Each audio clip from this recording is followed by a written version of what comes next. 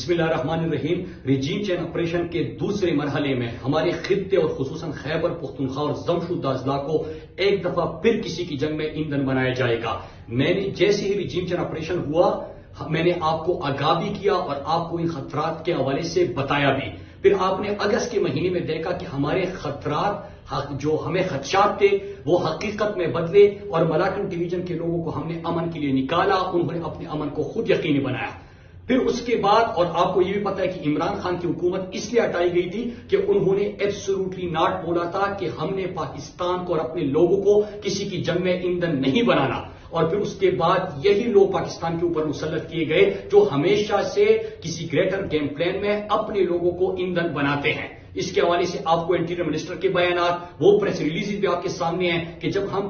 خدشات کا اظہار کر رہے تھے، جب ہم حالات کو حادثات بننے سے پہلے بتا رہے تھے، اس وقت انہوں نے ایف آئی آر بھی درج کیے، غداری کے فتوے بھی لگائے، بغاوت کے مقدمے بھی قائم کیے اور انہوں نے اس کو جھوٹ اور پروپیگنڈا قرار دیا۔ آج وزیرستان اور لکی مروت میں حالات آپ کے سامنے ہیں اور ان کا جو اعلامیہ ہے وہ اس کی گواہی دیتے ہیں جو ہم نے آپ کو پہلے آگاہ کیا تھا۔ ہمارا پہلا سوال ہے کہ ان حالات کا ذمہ دار کون؟ یہاں پہ میں یہ بتانا چاہتا ہوں اور ضروری سمجھتا ہوں اپنے قوم کو بتانا کہ ارشد شریف شہید نے اپنی زندگی میں مجھے آگاہ کیا تھا، وارن کیا تھا کہ جس ایشو کو آپ نے اٹھایا ہے، جس طرح ریجیم چین آپریشن کے دوسرے مرحلے میں گریٹر گیم پلان کے حوالے سے آپ بات کر رہے ہو، امن کو اور اپنے لوگوں کو محفوظ بنانے کے لیے بات کر رہے ہو، یہ فیصلے آلریڈی ہو چکے ہیں اور یہ آپ کے پیچھے آئیں گے۔ پھر اس کے بعد آپ کو یاد ہوگا کہ ہم اس سے سوال کرتے تھے، اس کے حلیے میں لوگ ہمارے سامنے آتے تھے، ان سے سوال کرتے تھے اور ان کے حلیے میں لوگ ہمارے سامنے آتے تھے۔ پھر میں نے پریزیڈنٹ کو خط بھی لکھا، میرے گھر اسلحہ بردار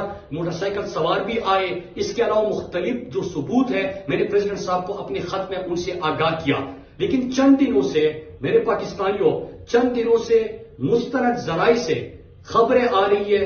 اور وہ کہہ رہے ہیں کہ سیریس لیول کے تھریٹس ہیں، وہ راستے سے ہٹانا چاہتے ہیں، ان کے ارادے ٹھیک نہیں ہیں اور اس لیے ٹھیک نہیں ہے میرے پاکستانیوں اور امن کے لیے آواز اٹھانے والوں کہ